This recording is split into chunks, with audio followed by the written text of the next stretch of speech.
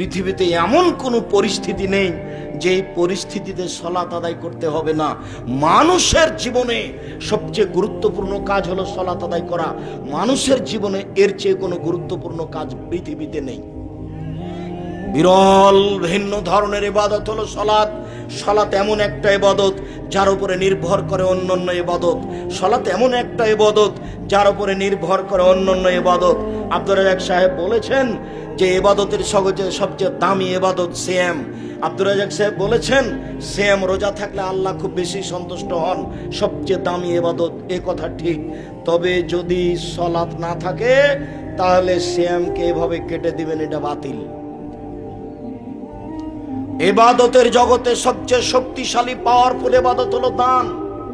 দানের চেয়ে শক্তিশালী ক্ষমতাধর ইবাদত পৃথিবীতে নেই। আপনি যদি দান করেন তাহলে আল্লাহর রাগ মিটে যাবে, আল্লাহ আপনাকে জাহান্নামে দিবেন সিদ্ধান্ত নিয়ে আছেন। আপনি 500 টাকা দান করলেন, তখন আল্লাহ বলছেন আচ্ছা আচ্ছা ঠিক আছে, যাও যাও যাও, নরম হয়ে গেছে দানের ক্ষমতা। আপনার মায়ের কবরে শাস্তি হচ্ছে, আপনি 5000 টাকা দান করলেন, কবরের শাস্তি বন্ধ। আমি বলিনি, এই কথা মুহাম্মদ সাল্লাল্লাহু আলাইহি ওয়াসাল্লাম বলেছেন। রাসূল সাল্লাল্লাহু আলাইহি সাল্লাম বলেন পানি যেমন আগুনকে নিভাতে পারে, দান তেমন পাপকে নিভাতে পারে। বিচারের মাঠে যারা দান করবে তারা দানের ছায়া তলে থাকবে। যতক্ষণ পর্যন্ত বিচার চলবে ততক্ষণ পর্যন্ত দানের ছায়া তলে থাকবে। আমি অনুবাদক মুহাম্মদ সাল্লাল্লাহু আলাইহি ওয়াসাল্লাম এভাবে বলেছেন। পৃথিবীতে সবচেয়ে শক্তিশালী ক্ষমতা ধরে ইবাদত হলো দান। এর পরেও যদি সালাত না থাকে তাহলে আল্লাহ দানের মতো ইবাদতকে কেটে দিবেন।